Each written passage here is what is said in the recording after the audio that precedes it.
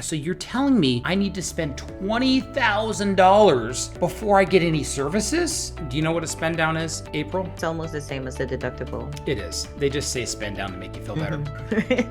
Deductibles are crazy.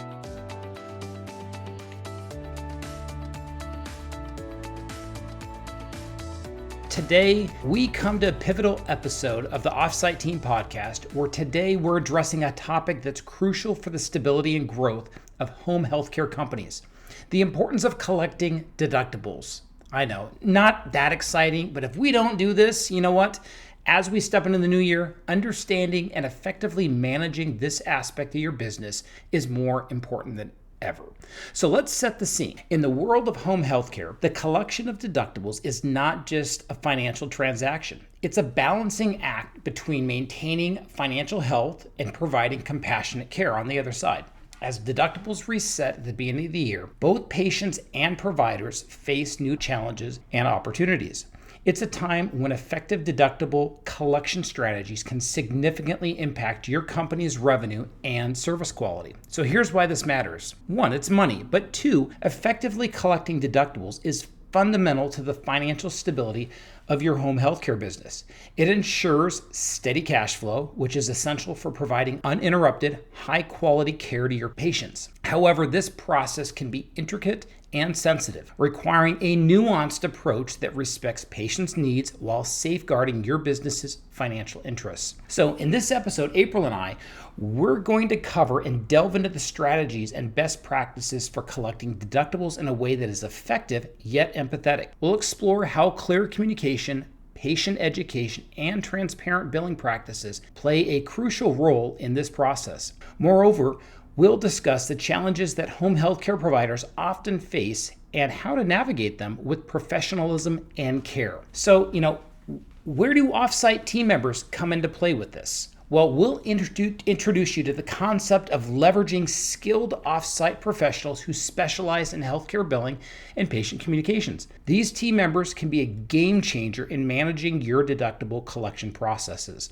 offering expertise and efficiency without the overhead costs of additional in-house staff. So, hey, whether you're looking to refine your existing deductible collection process or set up a new system that is both effective and patient-friendly, this podcast is a must listen. We want you to have more money in your account so you can take great care of your customers and team members. So join us as we explore how to strengthen your home healthcare company's financial foundation while continuing to provide exceptional care. April, how are you today, by the way? I'm good. How are you? I am well. I am very, very well. And one of the things that I'm well is we now have the offsite team helping us to collect deductibles going into the new year. You were not with us when we had year after just chasing bills and new credit cards, you name it. You have made our lives so much easier. So thank you. You're welcome. So we have this thing in America called deductibles. By the way, do you guys have deductibles in the Philippines? We actually do not, because insurance is not that big in the Philippines as compared to America. Yeah. You have healthcare insurance cards, and then you have cash. Is that correct? Basically, you either have your prepaid insurance that you either use or don't use, or you pay cash. So you have two options.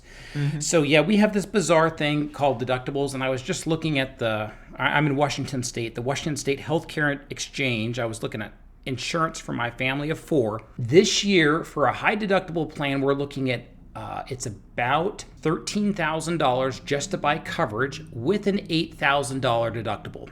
I was telling my wife, so you're telling me I need to spend $20,000 before I get any services? And this was that one insurance company that we are not going with, but deductibles are crazy. So if I walked in to your home medical supply store and said, hey, I need a CPAP machine or I need oxygen, do you have health insurance? I could say, yeah, I do. But with an $8,000 deductible, it's almost like, what's the point when it's not going to be covered until I spend $8,000, which is ridiculous. Exactly. What should I do, April, if I walk in and this is the insurance I have? Since if you have offsite team with you, I'd say living through the company's mission and vision. So just because you haven't met your deductible, it doesn't stop from there. It doesn't end there. So there are what does that look options. Like?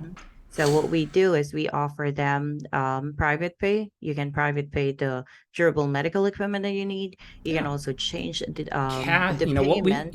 what we would say Mhm. is cash is king. So even if I Yes. walk in and say, okay, I might get these numbers somewhat wrong, I could say, okay, a Hmm. CPAP machine we're billing to insurance at $165.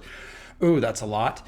What if I pay privately with cash? Hmm. Now, you do have to bill, according to Medicare, whatever we bill insurances, we have to bill privately. But a lot of times, what we can do is you can sell used equipment, and just find different ways. And a lot of times, people will just buy at a much more affordable way because it's one of those things. It takes a lot of CPAP machines to pay for $8,000 before Hmm. insurance kicks in. So, but we do have to be careful with the private pay, or even on our showroom. You saw this when you were here. We have cash billing insurance products. So let's say a Hmm. carpal tunnel brace that we bill out, I think it's $68. Don't quote me on that. But then we have a cash line that would be, let's say, $19.99 or $29.99. So we actually Hmm. have two different products on the walls, and the offsite team knows this. Do you want the Correct. insurance product or do you want the cash product? You give them these options, don't you? Yes, that is correct. And so, yeah, so it's one of those things. It's really, really nice. Now, I was talking third party private insurance. Now, the nice thing is, most patients, we deal with high geriatric population, basically those 60 and older. They tend to have Medicare, which is wonderful because do you know what Medicare's deductible is next year? Next year, I don't have any information, but the latest is 233. Okay, 233. It's probably 250, give or take. I really should have known that. But basically, if someone just Hmm. has straight Medicare, they're looking at a deductible of about $250. Do not quote me on that. Hmm. So that's not too bad before Medicare kicks in. Now, a lot of plans or people in where we're at will also buy a supplemental plan. So those like an AARP will frequently also cover the deductible. So I love those patients. So you don't really have to worry about that. Now, a lot of other patients, let's say Cigna, United Healthcare, they might have a Med Advantage plans. They typically do have deductibles, and you have to be really careful about those plans as well, too, don't you? Hmm. As you're verifying insurance, or let's say as our offsite team is verifying insurance, what are they looking for, April? So when we verify the insurance, we're looking for the deductible, whether it's been met Mm-hmm. during the beginning of the year. And we also educate the patients because there are times that they did not know how much is the remaining No. deductible that they have. Yeah. And as we've said in the podcast, one of the biggest sorts of disappointment amongst customers is unmet expectations. Hmm. So, as new faxes come across, we have our fax wranglers, as we like to call them. They are entering all the information into our point of sale system, which we use Brightree here. And then they're calling the Hmm. patient saying, hey, Mrs. Smith, when you come into Howard's to get this oxygen, or as we're delivering, we need to let you know your deductible has not been met. We're going to bill it at $160 or whatever it is. Hmm. Your insurance is going to cover 120, and we need to let you know you have not met your deductible. So we'll need to collect a credit card at the time of service, and we'll bill your insurance until your deductible is met. Are you okay with Hmm. that? Almost always, what does the customer say? They're okay Yeah. with that. Hmm. Yeah, They they're agree. okay with it because we told them on the front end. Where Hmm. customers get Correct. really, really mad is if you say, this is going to be covered by your insurance, and then 6 weeks later they get a bill. Not happy about that, are they? Yes, exactly. Yeah, So, I've had customers literally drop $2,000 cash because they know they have the insurance deductible. It's going to get paid one way or another. So most people mhm. are okay. Now, we also have a large Medicaid population. Medicaid's super easy because in the state of Washington, our Medicaid population, typically there is no deductible and it's covered at 100%. So Mhm. those customers are super easy, but we do have to verify that it is covered. We have this weird thing in the state of Washington called a spend down. Do you know what a spend down is, April? Yeah, I'd say it's almost the same as the deductible. it is. They just say spend down to make you feel better. Hmm. Yeah, it's basically insurance does not kick in until you spend X amount of money. And in the state Hmm. of Washington, this is determined by your income. And that's, I guess, why it is a spend down instead of a deductible. So, like for one person, it might be $100, another person, it might be $2,000. It's Right. based on your income. Hmm. Now, another thing regarding deductibles, we always collect credit cards at the time of service. Now, what happens sometimes, though, is some people either change credit cards or they expire. My credit card expired last month. I got a new credit card in the mail. But I have to let everyone know I have a new credit card. So even though I've done everything, we've done everything, how can someone use the Offsite team in a sense with changed credit cards or changed insurances? What do we do? Well, I'm glad you mentioned that because working not in the same location can be, it's probably a question whether it's secured or not. But I can definitely assure that aside from being trained to get or obtain those information with the offsite team, we are also using a secured system and we're Yep, HIPAA HIPAA compliant. compliant. So we're making sure that the information that you provide will stay in the system. And this is the beauty of using Brightree, but even your computers that you're using, even though none of the credit card data is stored on your home computer, it all stays in the state of Washington. And that's how we maintain HIPAA compliance. Everything is encrypted. And so it's one of those things, a lot of times we just have the offsite team calling customers proactively saying, hey, Mrs. Smith, I noticed your credit card expired.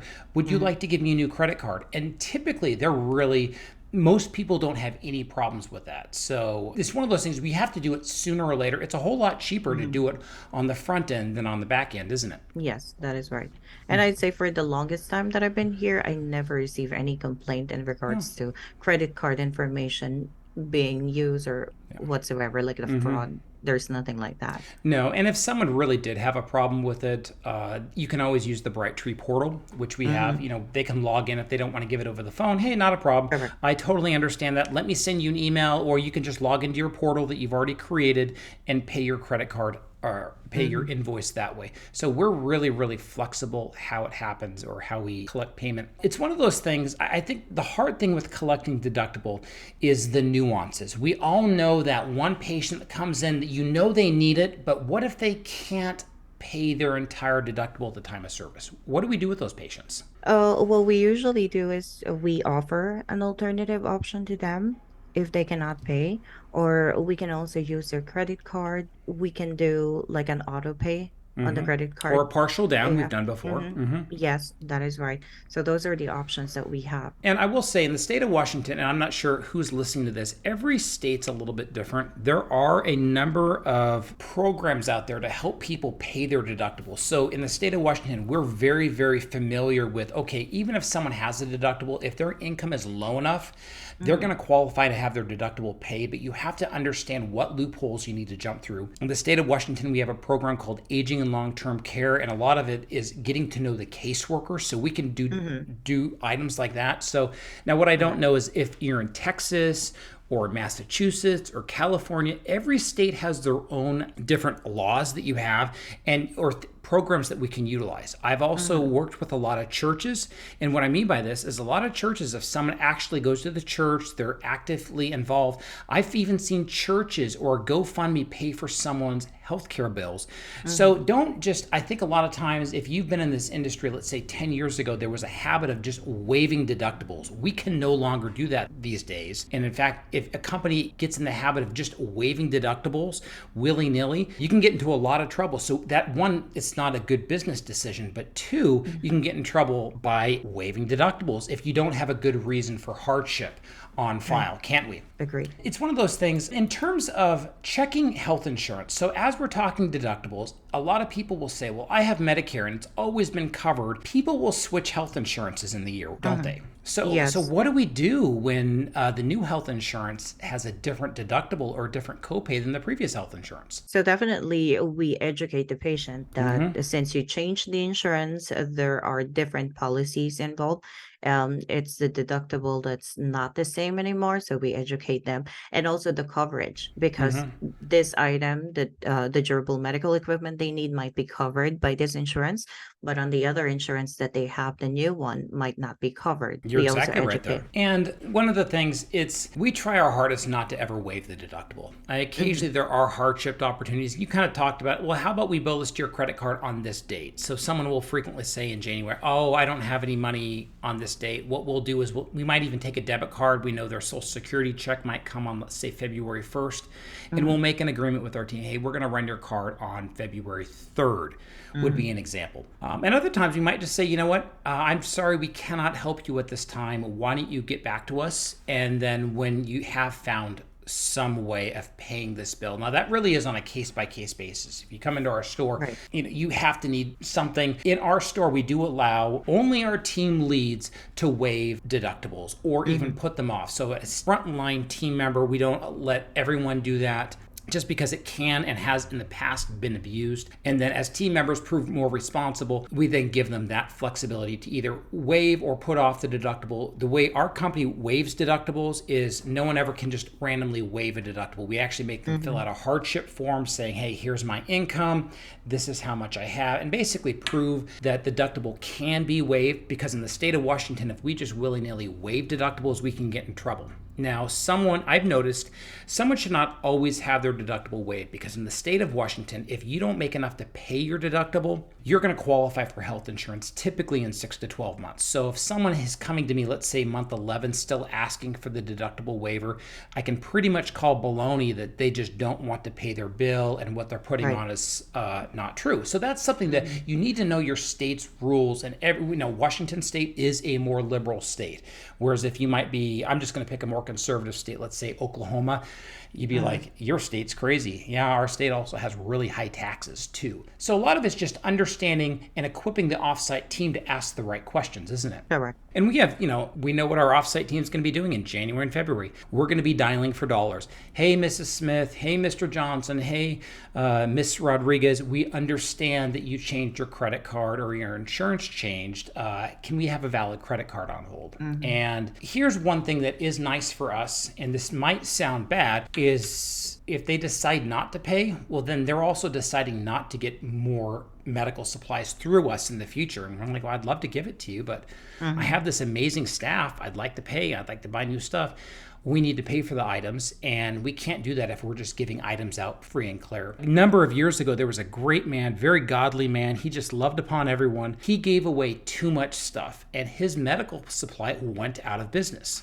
And so this is where deductibles are crucial, because, you can do a onesies and a twosies, but we have to collect so we can stay in business and continuing to serve people in our community, don't we? Yes, exactly. So what's the best way of utilizing offsite team members for collecting of deductibles, April? I'd say communication is the number one that we do. We educate, we communicate with the patients, letting them know, informing them upon reviewing their policy details. We educate them because, let's be honest, most of the time we just sign. We don't review all the information, especially when we change insurance. So we educate them. We give them information on that. We also provide them the out-of-pocket maximum if there is. So we also educate them about that. And the nice thing with the out-of-pocket max is it's almost a nice way of spinning it into a positive. I know, April, that you need to pay this deductible, but as soon as you hit, let's say $2,000 realistic, as soon as you hit $10,000, you don't have any more deductible or any more copays. That's going to be a wonderful day. So what I try to do when talking to the customers, at least point them towards it's going to get better over time, isn't it? Yeah, that's a good point. Well, hey, April, if someone wants to get in touch with us, if let's say they'd like an offsite team member to help with deductible collection, I guarantee you, if you don't have someone fully assigned to this on your team yet, you're going to make 5 or 10 times as much what you pay offsite team in collected deductibles, which is going to make everyone happy. Even the patients, I think people enjoy paying because they know they're giving, people feel bad when they don't pay their bills. So let's collect it ahead of time. And that way we're going strong going into 2024, aren't we? Yep. Okay, so go ahead, reach out to us at offsiteteammember.com or give April and myself a call. We would absolutely love to talk to you about how we can get this up and running as soon as possible on your team. You could do 1 team member, you could do 5 team members. We're here to help, aren't we, April? Yes, we are. Okay, and next podcast, working with insurances in the new year's. I'd love to tell you things are not going to change. They're going to change. And you can't just put your head in the ground and say, oh, it'll be fine. No, it won't be fine if we don't pay attention to how the insurances are changing going into 2024. Okay, until next week, thanks for listening or watching to Offsite Team Members Podcast.